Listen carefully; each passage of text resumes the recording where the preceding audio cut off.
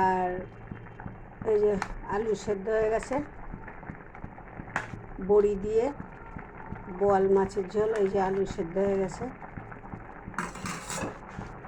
এই যে বোয়াল মাছ ভেজে রেখেছিলাম, এই দিয়ে দিলাম।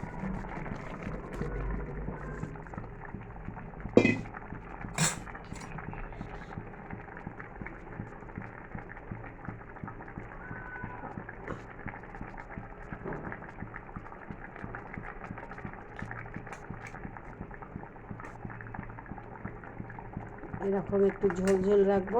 এই যে আলু সেদ্ধ হয়ে গেছে,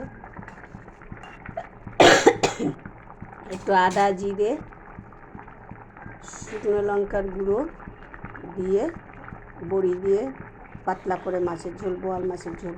যদি ভালো লেগে থাকে লাইক শেয়ার সাবস্ক্রাইব করে দেবেন। আর জিয়ার রান্নাঘরের রুমে কমেন্ট করে জানাবেন। এই যে দেখুন, ঠিক আছে, চারিদিকে তেল ছেড়ে দিয়েছে, এবার নামিয়ে নেব।